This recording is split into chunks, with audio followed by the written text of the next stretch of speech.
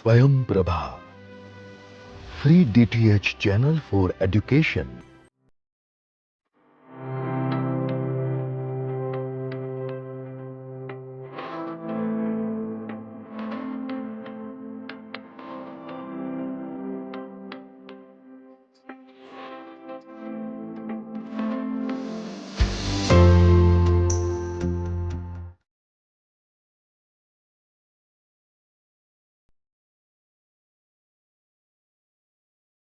Today we are going to see, so we have already covered some of the basic ideas, what we are going to do in this course, etc. we have covered.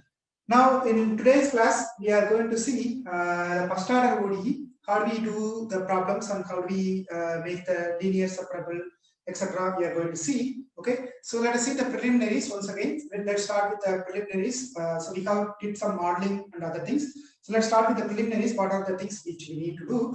So let's start with the simple thing. So first thing is we are going to solve the ordinary differential equation. Okay, so we are going to solve the ordinary differential equation. So for this, what we are going to do is that we are going to see what is the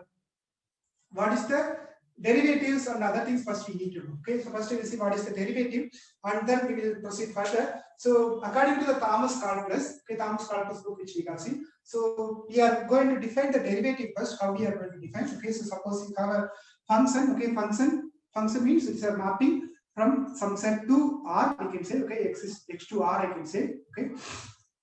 So in our case, mostly we are going to take some function from R to R only maximum, okay, or some subset of R. For example, I used to take like some A comma B to R, something like that I can take. Okay, so this is the one which mostly we are going to consider some interval or some set subset of R we are going to take. Okay, so we are going to consider only this one. Now what we are going to do is that we are going to define the derivative of the function. So derivative of the function we are going to define. Further, first we need to understand what is the limit. Okay, first we need to understand what is the limit of the function. What is limit of the function? First we need to understand. Okay? Suppose x tends to some x naught. What is that? That we need to understand. Okay, so for that first let's go back a little further. Okay, so suppose you have a sequence. Okay, let's define it in a sequence way. Suppose you have a you take some elements. Okay, x is a given set. When you take some element a1, a2, etc. a you can take. So this collection, okay, etc. I have this collection I have.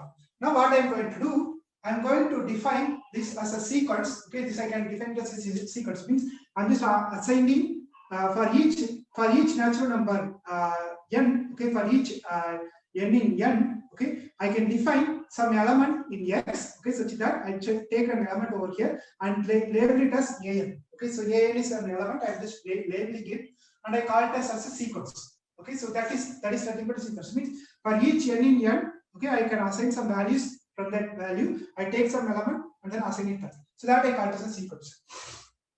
Then we have a concept called convergence sequence. Okay, so once the sequences are arranged, for example, I can say like 1, 2, 3, 4, 5, 6. This is a sequence. Okay. Similarly, you can say like 2, 4, 6, 8, 10, 12, etc. This is another sequence. You can say 2 square, 3 square, 4 square, 5 square. This is another sequence. I can say sine x. Okay, sine 1, sine 2, sine 3, etc. is another sequence. I can say 1, 1 by 2, 1 by 3, 1 by 4, 1 by 5, etc. These are another sequences. So these are some kind of examples for sequences which I can say. Now what I'm going to do is that I'm going to say when the sequence is going to converge. Okay, for example, convergence means what I'm going to say is that suppose I just allow limit. Okay, so I'm going to say limit n tends to infinity. As n tends to infinity means each n belongs to n is there, therefore there is an infinite number of things there. So if I allow limit n tends to infinity, okay, so where it is going to end after certain stage, okay, after when n tends to infinity, where it is going to end, that I'm going to find. So for example, here you can see that this is going to be 1, 1 by 2, 1 by 3, 1 by 4. So in general, I can write the nth term as 1 by n, I can write it. So when n tends to infinity, what it is going to be is that it is going to become 0. Okay, means you can see that this is going to, so limit 1 by n tends to infinity 1 by n, this is going to become like 0. Okay, that we know. Now, if I say this sequence, this is not convergent because 8, 9, 10, etc. is going to converge, so it is not going to do that. So suppose you have a sequence like this, okay, you have a sequence like this, limit an, okay, n tends to infinity, an equal to L.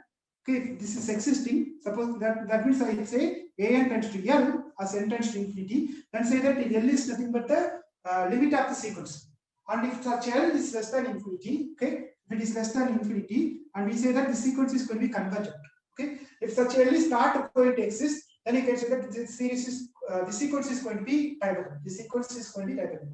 For example, 1, 2, 3, 4, 5, 6, 7, 8. This is going to be divergent because you cannot find an L that is going to be. So in other words, they used to say like you can find an minus L, okay, less than some epsilon for all n greater than or equal to n. Okay, so the axis an. After that stage, all this an is going to be less than that. The distance between the an and minus L is going to be less. So geometrically, what does it mean? So I arrange this A1, A2, A. Okay, A1 is going to be here, A2 is going to be here, A3 is going to be here, A4 is going to be here, something like that I can have. Now, what this limit concept is going to say is that, so after some stage, okay, suppose this is my L, after certain stage, okay, you take this one, okay, what it is going to do, whatever you take, okay, suppose this is going to approach in this way, or it can come from other way, other direction also. What it is going to take is that, if I take an epsilon radius over here, okay, I have a L here, and I take a epsilon radius of, means epsilon distance between the L and from L. That means this is L minus epsilon, this point is called L minus epsilon, this point is called L plus epsilon. Now what you are going to have, we are going to have L minus epsilon, L plus epsilon is there. So this is going to be all this number after n stage, okay, an is going to be inside that, an plus 1 is going to be inside that, okay, all these are going to belong to, so etc. is going to be in the set L minus epsilon and L plus epsilon. It is going to be in the in between that. So that's what the geometrical interpretation of this. So means you can just simply, I can give a simple idea of what it is going to do. For example, if you go to some cinema theater or some temples like Tirupati is famous for this Tirupati temple there, etc. So as time approaches to approach means once the bell is rang, okay, once the bells rang from the once we rang the bell, okay, for example. In the school or in cinema theater, you can see that everybody is going to converge to, suppose this is my screen, okay, this is my gate, I say, everybody is going to converge into that place. Or let's say this is the Tirupati Balaji is sitting over there, you can see that everybody is going to converge to that place at some stage. Okay, when they are having that darshans, etc., they are going to approach that place, means they are going to converge at that place. So that is nothing but, that is a simple practical example of this. Using this one, but now what we are going to do is that, so this is the concept for limit of sequences. Now we are going to use that for limit of a concept. Suppose f of x is given, okay, suppose f is given. Now what I am going to do, I am going to define, okay, so for each I can take f of xn, okay, f of xn I can take, for each n in n, I can take f of xn, okay, this f of xn is going to, again I am going to find where it is going to approach, okay, it is going to approach, let's say it is going to approach some limit here. That means what I am going to say, I am going to say same thing, I have f of xn minus n is less than epsilon, whenever epsilon is greater than 0, the axis is n greater than or equal to n. Okay, so this is going to be there. That means what I am claiming here is that, okay, so you have a f of x means, simply you can imagine this is going to be a curve is going to come, okay, so suppose my f is given like this, okay, and I have something like my xn's are here, so I take a sequence here, okay, so in this is in x-axis, this is y-axis, or let's say y equal to f of x, okay, this is going to be y equal to f of x curve, so this is going to be there. Now what I'm going to take, I take points over here, okay, x1, x2, x3, etc. I'm going to take. Now again, what I'm going to take, I'm going to take, so correspondingly here I will have, okay, when x1 is here, correspondingly I will have a point over here, let's say here, okay, x2, another point will be here, okay, x3, another point will be here, like this keep on going, okay, let's say this is xn, okay, like this it will be there. Now what I'm going to do, I'm going to find what is the corresponding value here, corresponding value here, corresponding value here, corresponding value here.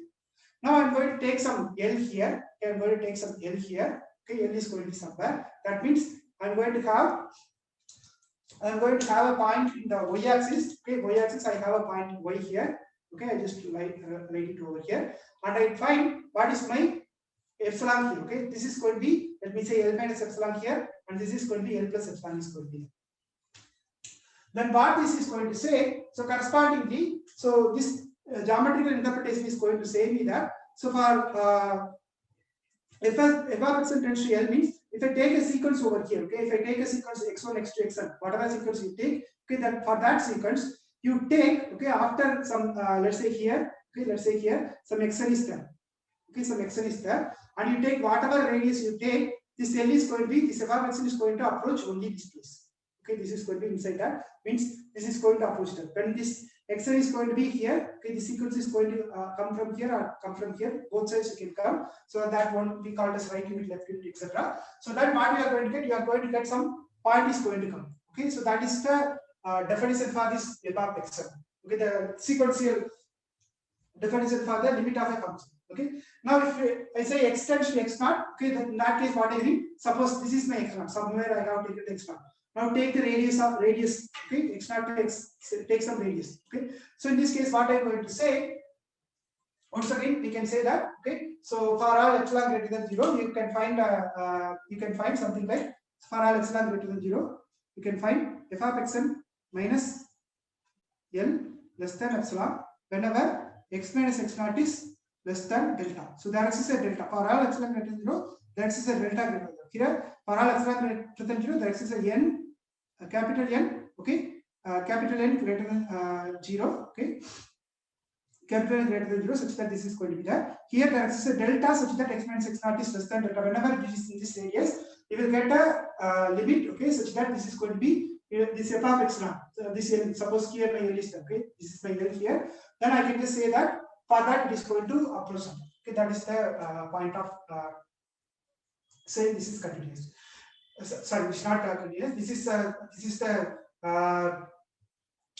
definition for saying that this is going to be. Okay, so here I am going to say f of x minus, okay, x minus x naught is less than delta. I don't require n here, just x minus n is. Okay, so here there is n greater than 0, and then we are saying here, I repeat again. So here for all epsilon greater than 0, there is n greater than 0, such that f of x minus n less than epsilon for all n greater than 0. Here for all epsilon greater than 0, there exists a delta such that whenever this x is in this radius, okay, x minus x naught within the radius of x naught minus delta, means here what I have, x naught minus delta is there and x naught plus delta is there. Okay, within that radius, what I have this there exists a delta such that this is going to satisfy. Okay, now we have almost ticked that. Now if we say that continuous also, in that case what we say, suppose x is some point given here, okay, x is, I choose some point over here, okay, x is some point in the x, let me say, okay, subset of R, let's say. Then when I say that f of x is continuous, in that sense what I'm going to say is that f of x, okay, so there are two ways you can define. Okay, one is sequential definition. In sequential definition, what I'm going to say, f of limit n tends to infinity, okay, f of xn equal to f of x. Means if xn is a sequence which is converging to x, then I can say that limit n tends to f of x equal to f of x. That is one definition. Another definition is this one. So f of x minus okay, f of y minus x, okay, f of y minus f of x less than epsilon for all, whenever for all epsilon greater than 0, same thing for all epsilon greater than 0, f of y minus f of x less than epsilon when whenever there is a delta, okay, for epsilon greater than 0, there is a delta 0. So is there f of y minus f of x less than 0 whenever x minus y is less than delta, or y minus x is less than delta. Then I say that this f is continuous. Okay, so these are all the basic things for this defining derivative. Now what we are going to do, we are going to use this concept for defining the derivative first. Okay, let's define the derivative and then we'll come for that ODE. First you need to understand what is the derivative, etc. Then we'll come for this. Okay, so let's see what does it mean. Okay, what is the derivative mean? This also you might studied in your school days, but we'll just repeat it again. What we are having something like f is there. Okay, suppose my function f is given. Okay, I take a point over here. Okay, and then I'm trying to define a quotient for it. Okay, what I'm going to define is that I'm going to define a quotient for this. This is x, this is y. I'm going to define a quotient. Quotient means what I'm going to define. So suppose I have given, suppose this is my x naught is there. Okay, I have given some x1. You take some point. Okay, take some point nearby this one, either on the left hand side or right hand side. Take some point. Okay, so let's take some x is here. Okay, some x I am going to take. Okay, then what I am going to define? I am going to define a quotient. The quotient is nothing but I am going to define what is my f of x minus x naught. Okay, f of x minus f of x naught divided by x minus x naught. So this I call it as a quotient. Okay, this I call it as quotient. I am defining a quotient function. So this is this quotient function. What is it saying? It's nothing but if you just find this one. So if you just take, for example, let's take some lengthy one. So if I take a point over here, okay, I take another point over here. So what is it? F of x minus f of x naught by x minus x naught is going to do? It's going to give you, okay, connecting to these 2 points. Okay, in connecting these 2 points. Okay. So I'm going to define what is the slope of the points joining these two lines. How do we find the slope of the curve? Suppose y is given. How do you find the slope? Slope is nothing but y2. Suppose 2 points are given, y2 minus y1 by x2 minus x1.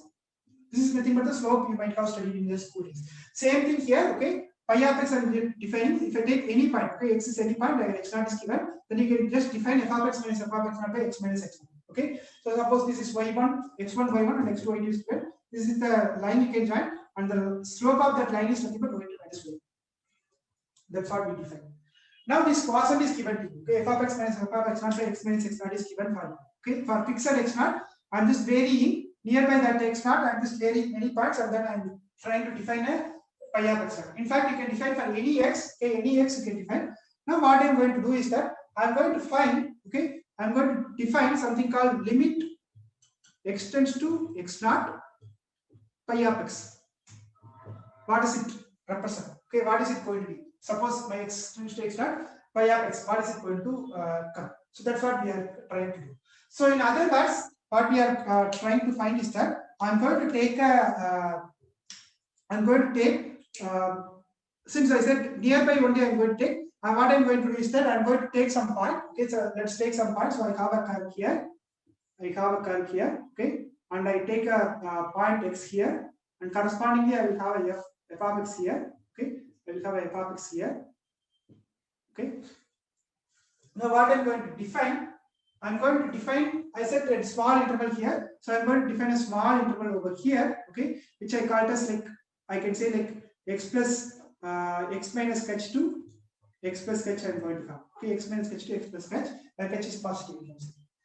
So in this case, what I'm going to see, I'm going to find all these quotients in this interval. Okay, I'm going to find what are the quotients corresponding to that. So I'm going to have what is the value of f of, first I'm going to find in the right hand side. Okay, f of x plus sketch minus f of x I'm going to find. Okay, then divided by, I got to find the quotient here, that is going to be x plus sketch minus x. Therefore this I can write it as f of x plus sketch minus f of x divided by sketch. Okay, so in this case I can define, I'm just approaching limit sketch tends to, okay, if I just approach from this side, then I'm going to define that sketch tends to 0, f of x plus sketch minus f of x by sketch I'm going to define. Now whether this is going to exist or not, that is a questionable, because in some examples like sequences limit doesn't exist. The same way sometimes the sequence, the same concept what you can define is that for the function also you can say that, okay, sometimes limit may exist, sometimes limit may not exist. Okay, so therefore here also we cannot guarantee whether it will be existing or not. Suppose it exists. Okay, so then I can find the right hand limit. Only I'm finding now right hand limit only I'm finding, because I'm approaching from the right hand side. If I approach from the left hand side, I can find the other one. Okay, left hand limit I can find. So this I call as f of h plus. Okay, so as h tends to 0 from the right hand side, then I'm approaching x here. Similarly, I can define h minus. That is also going to be in the same thing. Okay, so h minus means I'm going to use that, means h is approaching from the left hand side. So in both cases, both should be existing. Okay, and both should be equal. If these are going to happen, then I just going to denote that as limit h tends to 0, f of x plus x minus f of x, which is going to be called as f plus of x. So what is it going to do here? Okay, when h is here, suppose h is here, okay, then I'm going to have a slope here. Similarly, if I have a h here, then I'm going to have a slope here. So keep on, I'm just going to do, okay, so suppose I take 2 points over here, I'm just going to keep on changing this one. Okay, I'm just going to keep on changing this. At one stage, what I'm going to get is that I'm going to get a tangent to that curve at this location. For example, if I take x dot, at that place I am going to get a tangent to that. Similarly, here I am going to get a tangent over that. Okay, so that tangent, so this f dash of x is going to denote me the tangent at that particular location, that is going to be called as the derivative of the function at the point x. Okay, we are defining at only one point now. Okay, derivative of x at that point. Okay, with respect to the variable x at that point is defined in this way. Limit x tends to 0, f of x plus h minus f of x by h equal to f dash of x. That is called the definition for the limit of derivative of the function. Okay. Now next one, that's what we have represented here. So I have given the graph y equal to f of x. Okay, so this image is from Thomas Calculus books. So you can see that the derivative, how do they define? So that is nothing but they are calculating the quotient. Okay, so they are calculating the quotient between this f of x minus f of x naught by x minus x naught, or the same way f of x plus h minus f of x by x plus h minus x. Okay, so the same thing they are doing there, and then they are calculating what is the derivative of f at x. Okay, that is the definition of derivative. So there are some examples. Okay, so this you might know already from the school days. So f of x equal to 4x square. So if f of x is equal to 4x square, okay, then you can say that f dash of x is going to be 8x, which you might know already. Okay, so similarly for y equal to e power 5x. Okay, y equal to e power 5x. Then I can find what is my dy by dx. So dy by dx is going to be 5 into e power 5x is going to be there. Similarly, I can define what is my sin x plus x square, etc. Okay, if y is equal to sin x plus x square is there, y equal to sin x plus x square is there, then y dash is going to be cos x plus 2x is going to be there. So these are the examples which you can see. Okay, something similar to that I can give many examples where you can identify them. So there's some basic examples.